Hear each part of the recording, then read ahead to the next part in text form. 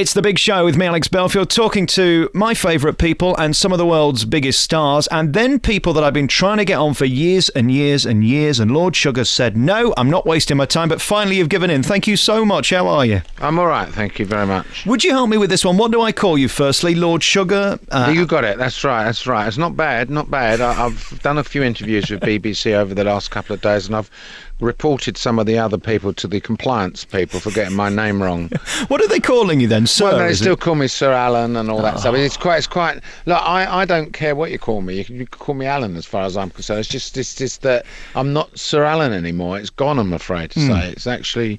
It is the correct title is Lord Sugar. What a life you've had. I mean, I haven't seen the book because it's not out yet and I'm not meant to see it and all that, but I've read tons and tons of extracts and done a load of research on you.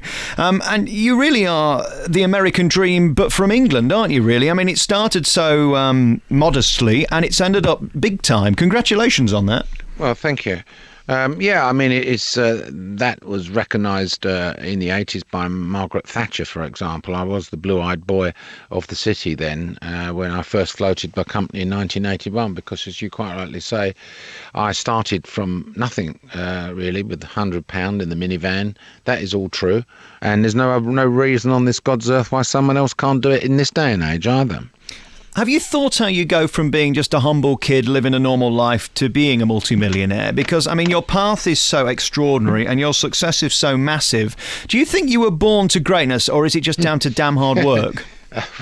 Well, I don't know about born to greatness. You started quoting Shakespeare there, to be honest. I think the thing is that an entrepreneur, as I've always said, is someone that it has something which is inbuilt inside them, yeah?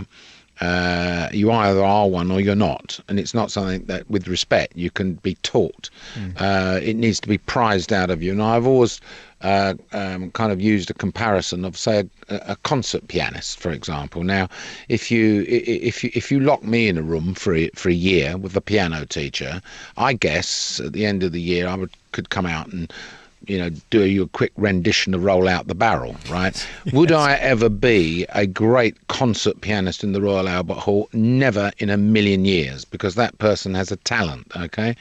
And in the same way, an entrepreneur has a talent inbred inside them. And an 11-year-old person that's going to end up becoming a concert pianist, if you know what I mean, didn't suddenly leap out of bed one morning and start playing some piano concerto in the E minor or whatever. Someone spotted it and then coaxed them and taught him and trained him or her and made them the great person they are. And that's similar with an entrepreneur. You have to spot it. It has to be spotted, and you have to be encouraged to actually then exploit it more. Your new autobiography is called What You See Is What You Get, and it seems to me that your dad has really created the person you are today, because he worked damn hard to make you the man you are today, really, didn't he? Well, he worked very, very hard. Yeah, the family ethos was to work hard, because there was no other way to get any money, and we never had any money. We lived in the council flats in Hackney, and that was it. I mean, nothing. He'd done his best. My mum and dad did their best. They had 4 children, of which I was the youngest. They did their best. I think the driving thing for me was to make sure that I was not going to struggle like they had done over money. Money was not, I wasn't going to struggle. I was going to become self-sufficient. What's your take on money isn't everything? It definitely, it's not everything at all. But it does help, doesn't it? Get to a certain stage and you don't need any more. There are better, there are other things in life, but of course, everybody needs some money. You need some money to, put some food in your mouth, for example.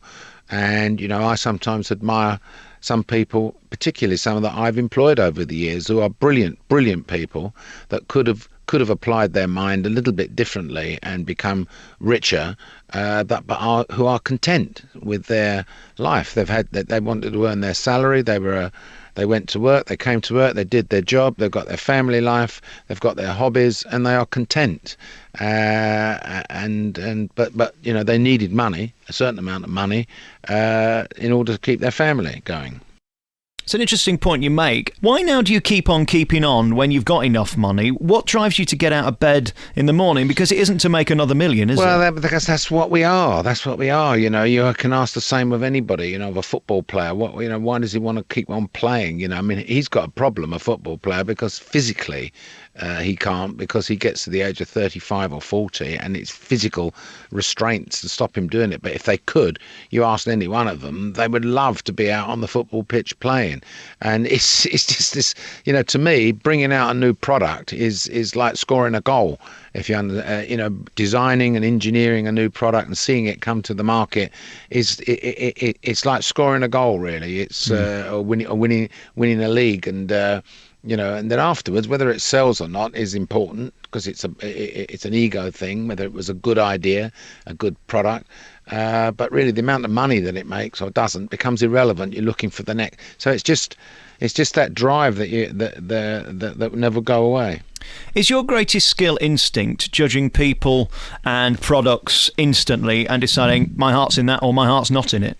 Well, I think it's one of my skills. I think it is. I guess it is one of my greatest skills. I'm not saying I'm the world's best expert on it. I don't have any exclusivity over judging people and having been a good judge of character or instinct, because a lot of the other business people in this country, men and women, have got that instinct. I mean, I don't have any exclusivity there, and some have even got it better than me, maybe. But yeah, I mean, it's part and parcel of your makeup. I want to talk about you as a child, because I know you struggled at secondary school. Anti-Semitism was a big problem for you for a while. Did that change you as a person? Did it make you a bit sceptical about people that they judge?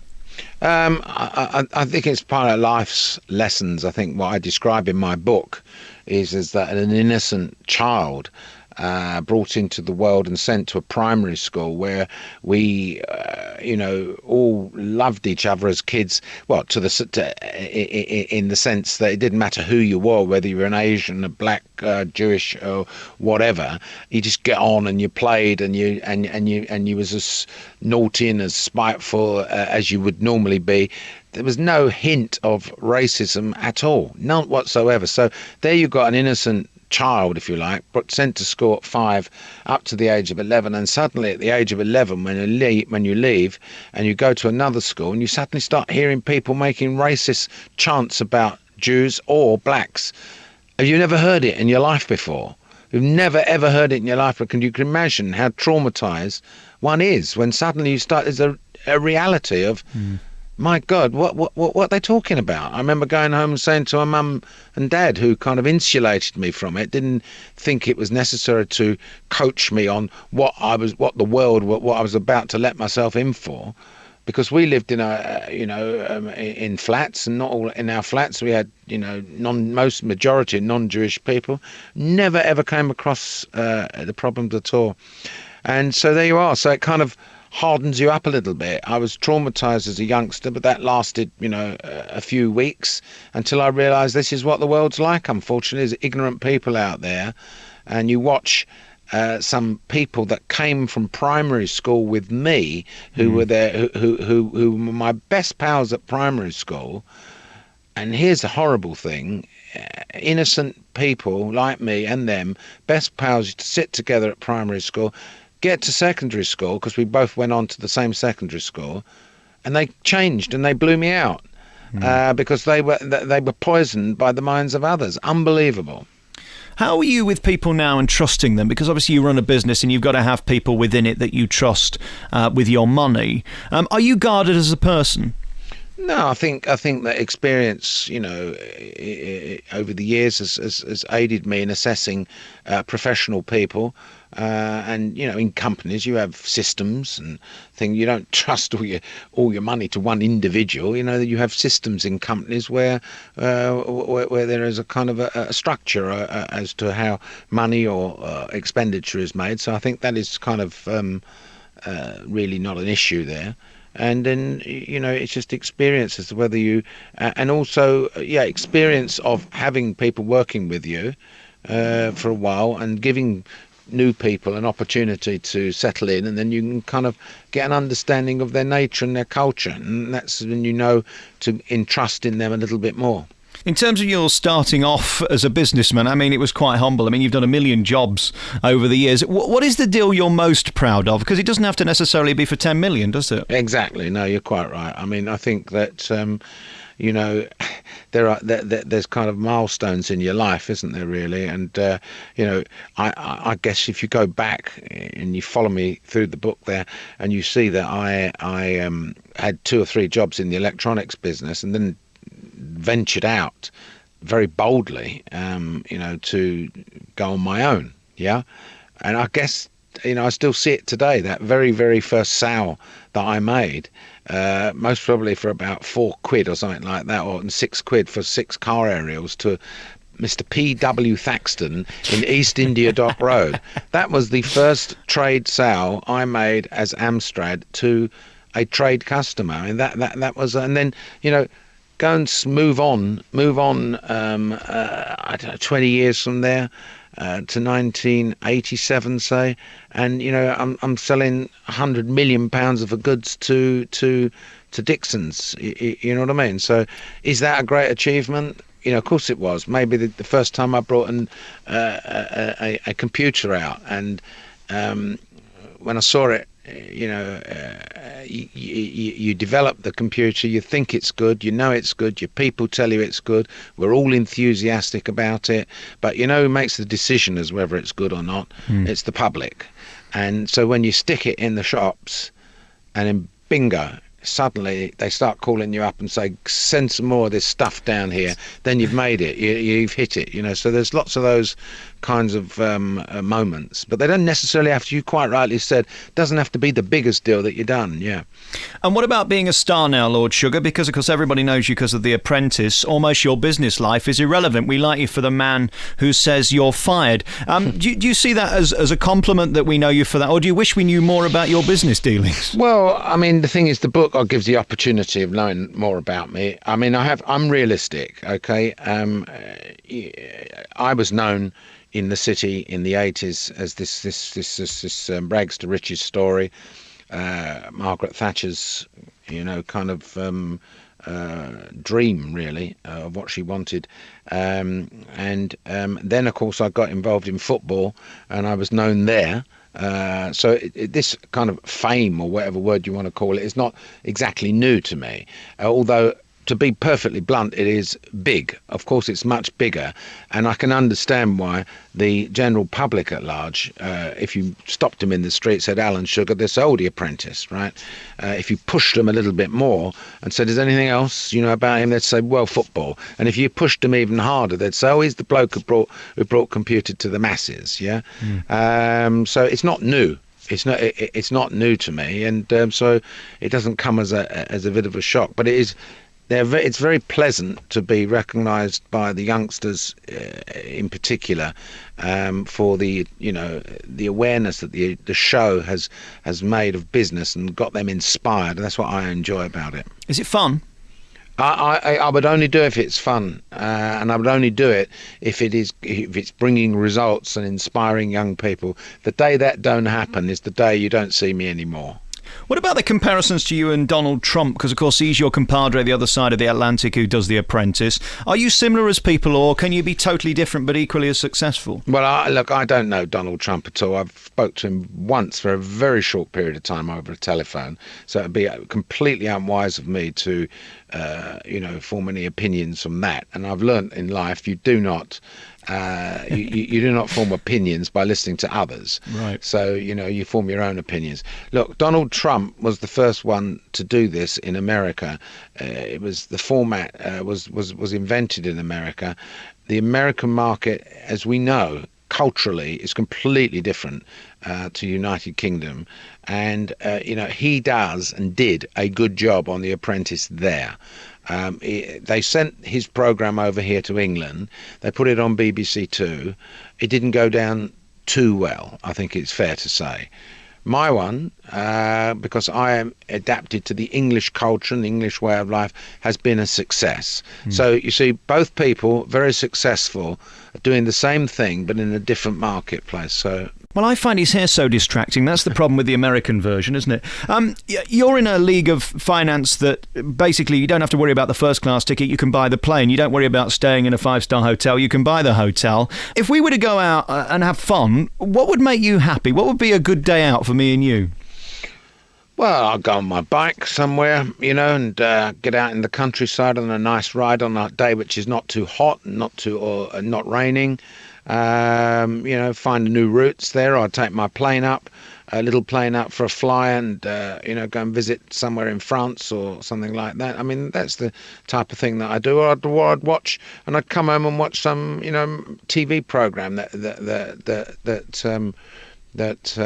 I'm interested in, or go to a football game. I mean, I'm a very simple fellow, And if we were to have a dinner together, what's your favourite bite to eat?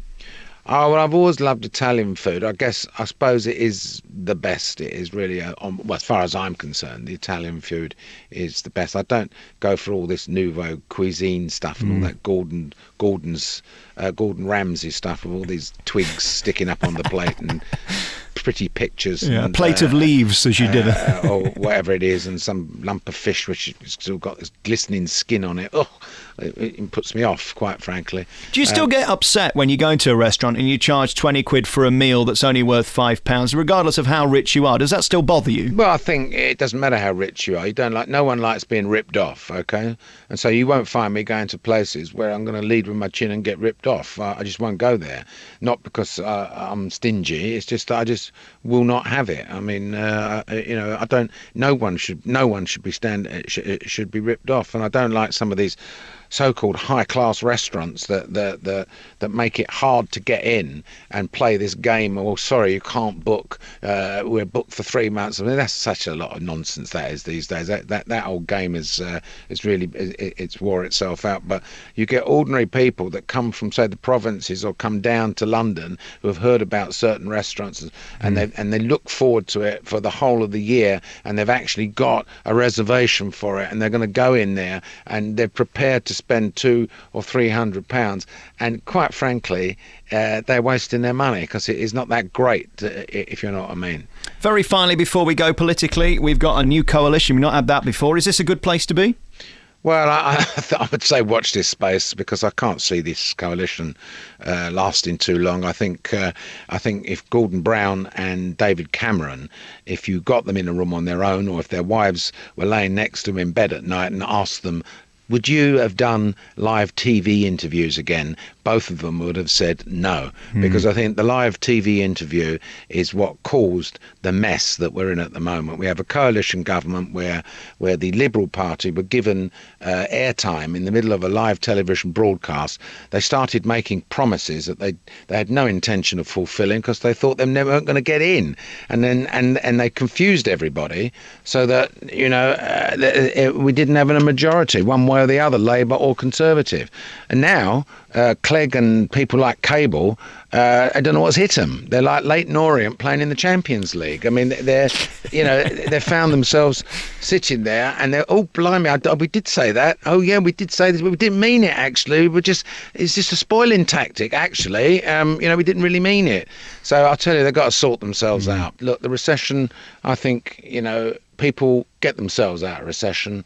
They've got to realise that there's no free lunch culture out there, and once they've overcome that and get their heads down, get back working again, and you won't know when you're out of recession. You only know you're in a recession when you don't know you're in a boom. You never know you're in a boom. You only know when you was in a boom when you look back and say, oh, blimey, that was good. Look where we are today. So I think you have to work your way out of it. Lord Sugar, has this been okay, me asking you questions? I mean, you're a very private man. Obviously, you've written the book, so you're prepared to talk about it. Would you rather not talk? Sorry? Would you rather not have to do this? I mean, in your dream world, is it okay talking about you? Because you are a private man, aren't you? Well, relatively private, but I talk all day long. I go around the country and talk to people in schools. I talk to business people. I host Q&As every single week of the year. That's what I do to try and inspire people. So I've got a problem with people asking me questions. Have I done all right? I don't want to disappoint you. I don't want you slagging me off to compliance or anything. You've done all right. I'll make sure that you're not reported to the BBC compliance unit. Apprentice starts tonight. Then is it going to be a good one? Very good. Like all products, the longer you make them, the more experience you have in making them, the better they get. And I think you're going to see this as the best series so far. It's been a great honour for me and a thrill as well. Lord Sugar's new book is out. It's called What You See Is What You Get. It's released £20. And thank you so much for coming on the programme. Really appreciate it. Okay.